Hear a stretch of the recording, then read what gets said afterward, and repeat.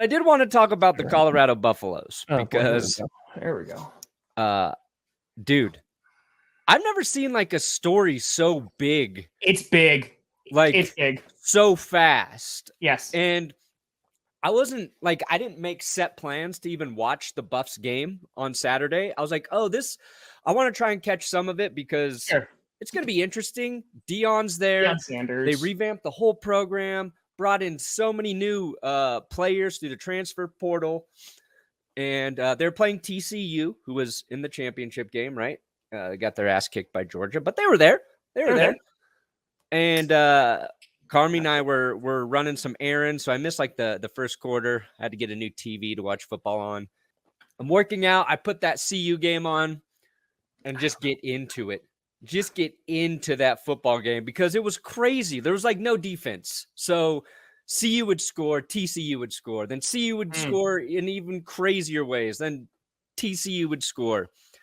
And the Buffs beat them. It was like 45-42, a real shootout. Deion Sanders' son, Shedeur Sanders, legit was just phenomenal in that game. You've got Travis Hunter playing both ways, offense and defense. But starting corner, starting receiver, not like he's primarily playing defense and getting some snaps in at receiver. And then they had a freshman, Dylan Edwards, just going off for 3 or 4 touchdowns. So it was like a great game.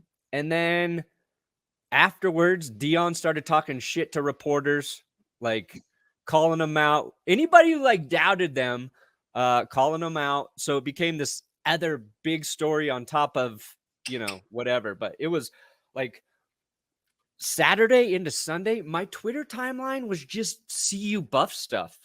Like literally could scroll for pages before I found anything that wasn't a Buffs related tweet. So yeah, it was huge story. What was like, you don't follow, neither of us really follow college football. Yeah. But obviously you knew Deion Sanders, head coach of CU, because that was a big story. What was your perspective on it? Like, because there's this like narrative that everybody was just hating on the Buffs and everybody doubted Deion Sanders and they proved him wrong. And I feel like it's been the opposite of that here in Colorado.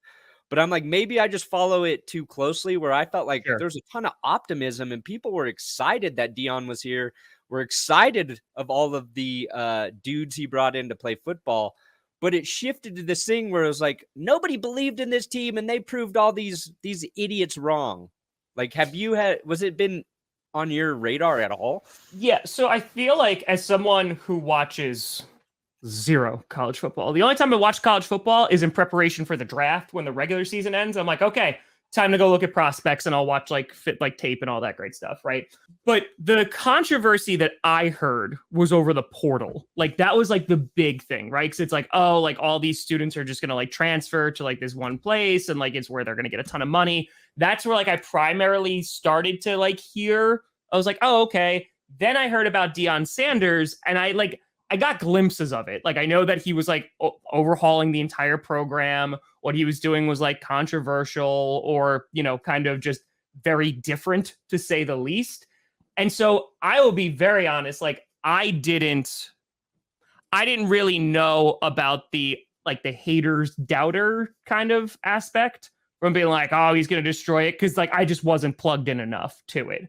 But then, like, when I was working on Saturday, I was like, oh, crap. Like, I'm seeing, like, highlights of these games, and I'm seeing, like, everyone talk about it. And I was like, oh, this is crazy. And then I dived into a little bit deeper, and I kind of got the backstory, after the fact. But then after that, I was just like, yeah, you go, Deion Sanders. Like, why not? Like, I think if you ever have a story where you have a ton of people who are just like, doubt, especially if it's like younger students, because like they're kids, right? I mean, they're like 18 or 21 years old. And it's like, hey, like everybody's talking crap about you. And then you go out there and you beat TCU. Like, I don't know. I freaking love that story. That's awesome. So like, yeah, that's what I'm saying. I don't think everybody was though. Like, I think there was a good amount of optimism, and they just focus on the negative things as like a motivator. And if that works, go for it. Well, I think it's that now there's the conversation, right, where it's like, okay, so Deion at the press conference, like he started going after some people, and he was just like, hey, like we kept receipts Yeah, because like I think someone asked him a question. He's like, do you believe now? And the yeah, guy was like hesitant. He's like, it's just like one game. And I saw some blowback from like beat reporters. They're like, we're not supposed to be cheerleaders for the team, right? Like, we're not supposed to be like, oh, you were right, Deion Sanders. yeah, You got it. Like, I knew it. Which is, I think there's a line, right? But if I'm Deion Sanders, like, I went in and did this. Yeah, talk your crap, man. Like, we'll see if they're able to do it week in, week out. But like after this, like, this is a big win for their program. And I don't yeah. It's know huge. Colorado that well in terms of like college football. I don't think they're one of like the bigger teams that are talked about a whole lot. They were, but Yeah, like they were in terrible last year. They were 1-11, so and like that's what I'm they saying. Like haven't in been. recent memory, they haven't been like Yeah, they a haven't. great team. So yeah, just like talk your crap, man. Like I'm all about it. And I think it puts more eyes on the product, which is always, Yeah, a positive thing.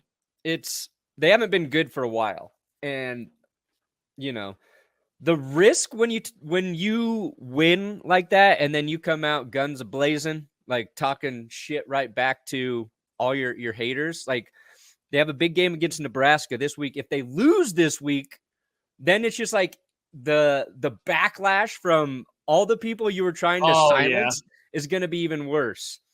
And the transfer portal is just a wild thing with college football now because CU, I forget how many new players they got through the portal. It's an insane number. It's like 50 or 70. I don't even know what the final number was.